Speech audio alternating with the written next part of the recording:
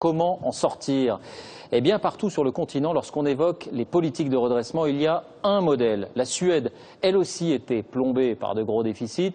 Elle aussi avait une dette massive. Aujourd'hui, les choses vont mieux. Envoyés spéciaux Valérie Lerouge, Chloé Cormery. Après 11 ans passés comme fonctionnaire au ministère des Affaires étrangères, Nina Dahlin reprend le chemin de l'école. En 2010, elle a fait les frais d'un nouveau plan d'économie de l'État. L'organisation où je travaillais a décidé de réduire les effectifs et de passer d'environ 600 employés à 400. Donc près de 200 personnes ont dû partir. Nina fait partie des 400 000 fonctionnaires remerciés depuis qu'ils n'ont plus la garantie de l'emploi. Pour les accompagner, l'État a créé une agence entièrement consacrée à leur reconversion.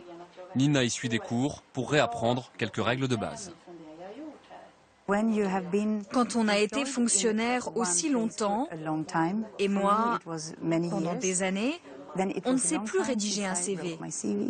Et puis je ne connais pas le marché du travail, ce à quoi je peux prétendre. C'est ce que j'apprends ici.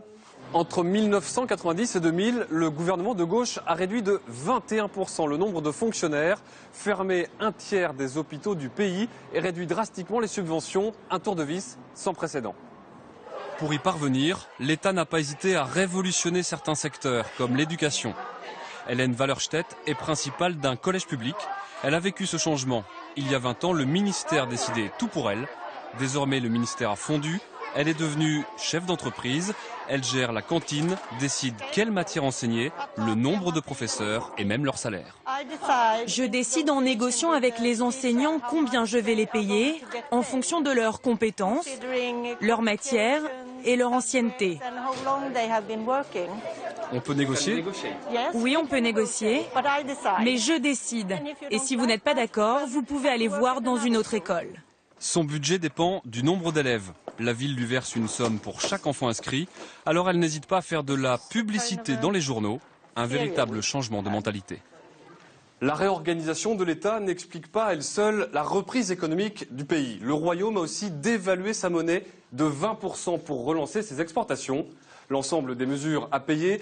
La dette de la Suède est passée de 73% du PIB il y a 20 ans à 37% aujourd'hui, contre 89% en France. La chasse au cou est allée parfois un peu loin selon certains médecins. Heidi Stenmiren est anesthésiste. La dernière réforme l'oblige à adapter chaque mois ses prescriptions en fonction des médicaments les moins chers. Ça fait économiser 1 million d'euros par an à l'État. Mais le gros problème, c'est que les patients ne reconnaissent pas les médicaments. À chaque fois qu'ils vont à la pharmacie, ce ne sont jamais les mêmes. 20 ans d'efforts budgétaires permettent au Royaume de mieux traverser aujourd'hui la crise mondiale. Le pays s'offre même le luxe de réduire les impôts sur les sociétés, sur les retraités et de relancer les grands travaux. Un beau pied de nez à ses partenaires européens empêtrés dans des plans d'austérité.